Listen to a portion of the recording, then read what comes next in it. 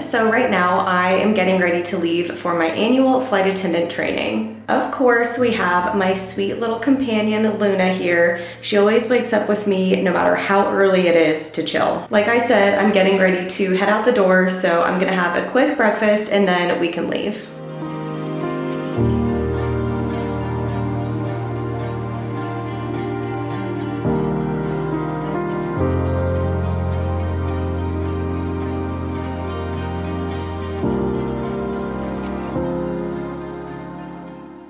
Oh my gosh, what a crazy morning. So I get here to the airport and the trains from security to all of the different terminals are completely shut down on both sides. And there's this huge crowd of people at security just waiting to go down the escalators, so obviously they can get on the train and make it to their flight. So thankfully, after maybe like 15-20 minutes, it wasn't very long, the trains were fixed, and of course there was like a huge crowd of people now trying to get down there. And then once we got down there was this elderly gentleman who looked like he was having some sort of medical emergency, but the paramedics were there, the fire department was there, and they were all around him, so obviously I wasn't gonna like go see what was wrong. So one of the trains on the left side started working, and then I had to wait 2 rounds of people like getting on the train leaving, and then people moving forward, getting on the train, and then people leaving for me to be at the front of the line. I finally get to the front of the line, and then that train shuts down, and then we have to go to the other side. So I was just like, oh my gosh, like I can't believe that happened. I made it to the front, and then I had to go to the other side, and I was in the back of the line again. But it's all good. I made it here, and I even had time to pick up a Starbucks because I got here with like plenty of time before my flight. I still have like 15 minutes before I need to board my flight to DFW, so I'm just gonna sit up here for a few minutes and relax, and then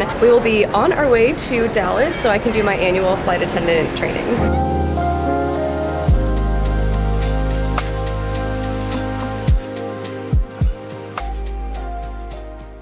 So for security reasons, obviously I cannot show you guys inside our training center or show you like any of this specific training that I had to do this year. But I did want to talk to you all about flight attendant training in general. After you are given your conditional job offer from whatever airline it is that you apply to, you will go to probably like 4 to 6 weeks of initial flight attendant training. While you are at this training, you will obviously learn certain things about like the service standards and whatnot, but the majority of your training will be on safety protocol, especially when it has to do with emergencies. This can vary a lot between medical emergencies and different types of emergencies that could happen with the plane itself. I want to be very clear too that as flight attendants, we are not doctors, we are not nurses, we are not paramedics. However, we are the first responders on the plane that will assist passengers when they're having some sort of medical event. For example, we are trained in things like CPR and what to do in the event of various different types of medical emergencies that could happen on the plane. This is kind of along the same lines, like we are not considered firefighters.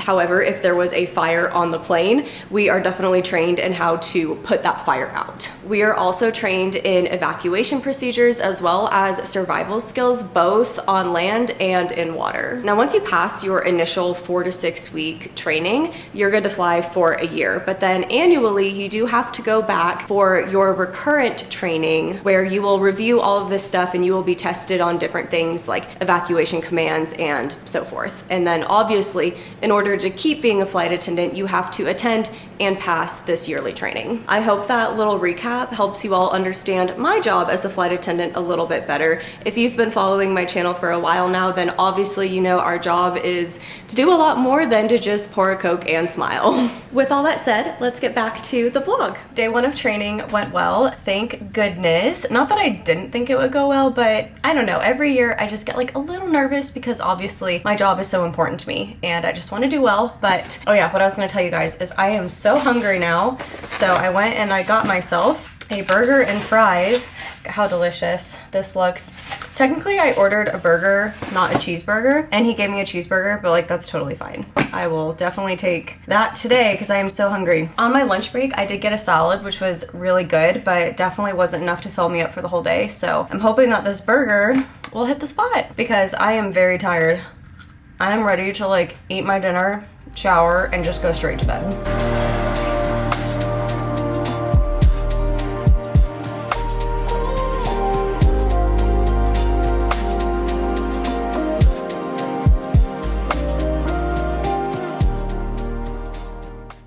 Oh gosh, okay, this is like overflowing. I have to be so careful so I don't burn myself on this hot coffee. I'm gonna pour some in here and then I will clean up that mess. Okay, there we go. Good morning, everybody. I am getting ready for day 2 of my annual training. So yesterday I flew in my uniform because I have a trip tomorrow. And I think I've mentioned this before, but whenever I'm going to work, I always commute in my uniform because it just puts me in the mindset of I'm going to work. And that way I don't need to pack my uniform. But for our training, we're not required to wear our uniform. We can, but it's not a requirement. So yesterday, like once I landed at the DFW airport, I changed into jeans and a t-shirt, and then I just went to my training instead of wearing my uniform all day because it does get kind of hot in that long sleeve dress. But today I think it's a shorter day. Right now it is currently 6:21. I am required to be checked out of this hotel room by 6:45, so I'm like literally just gonna throw my hair up and put this jacket on and then I'm ready to go. I am also very excited for today because I'm going to get to see Tiffany, and if you are new to my channel, Tiffany is my bestie. We actually met a few years ago while on the jump seat. We were going from Philadelphia to Dallas. We both weren't working the flight, we were just jump seating. We needed to get to Dallas and we just talked like the entire flight. And it's just crazy how you can go your whole life without knowing someone and then you just meet them and like it all clicks. And she's my best friend. And I was in her wedding. I was a bridesmaid for her in St. Lucia. I'm so excited because after my CQ today, we're gonna get to hang out. I think we're gonna go to lunch, maybe go shopping a little bit, and just do some fun stuff. So I gotta go do my second day of training, but I will catch up with you guys after I have qualified to fly for another year. Yay, I passed my annual training. Tiffany picked me up and then we immediately went to lunch to celebrate and did some fun shopping as well. We also went to this really cute bookstore that I have been wanting to go to for so long now.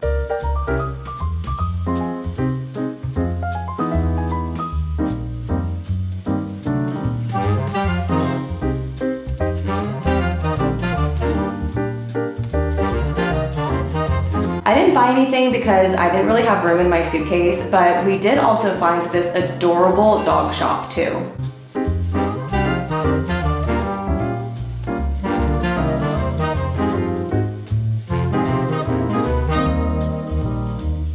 Also, while we were out shopping, someone actually picked up the trip that I had, which was great for me because it meant I could go home instead of staying an additional night and paying to get a hotel.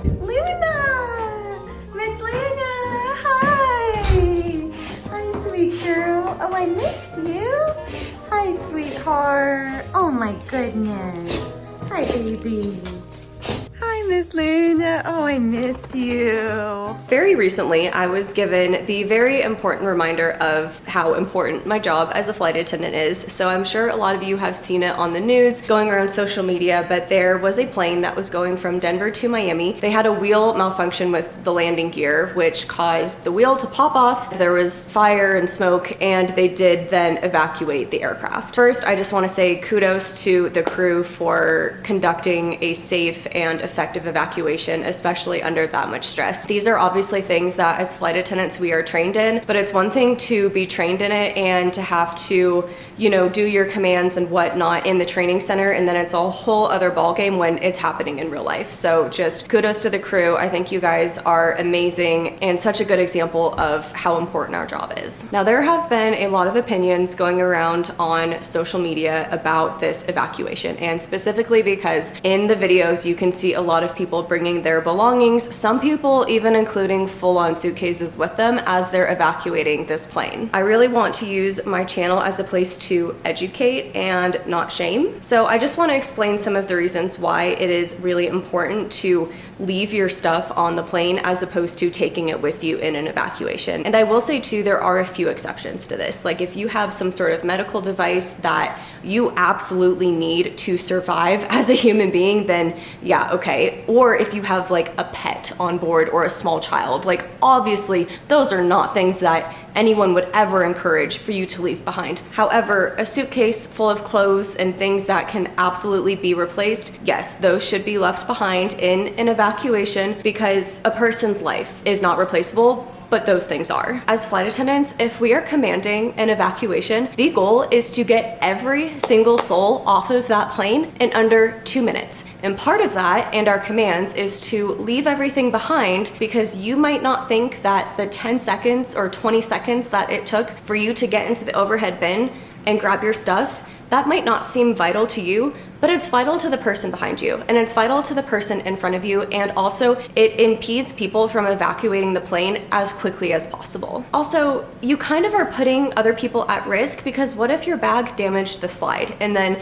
that slide becomes unusable? Now everybody who is there has to then go to a different side of the aircraft to evacuate. And the reason why it is so important to make these evacuations so quick is it's not even necessarily because, oh, someone might catch on fire on the plane. A lot of it has to do with smoke inhalation. I cannot pronounce his name. I'm going to do my best, but Maxim Moiseev, I think that's how you say his name. He was a 22-year-old flight attendant who died while evacuating passengers from a burning aircraft in Russia. Right here it says he remained on board directing passengers to the front exit after being unable to open the rear door. Most of the fatalities in this accident, including his, were attributed to smoke inhalation. If you ever find yourself in an evacuation type of situation on the plane, follow all crew instructions, remain calm, and leave your belongings behind. So yeah, that's honestly really all I have to say on this topic. So I think I'm going to conclude today's video here. Thank you everybody so much for watching. If you liked it, please give me a big thumbs up. And if you're new here, don't forget to subscribe, because I would love to see you again in all of my future videos. I hope that you're having a fabulous day, and I'll see you next time. Bye.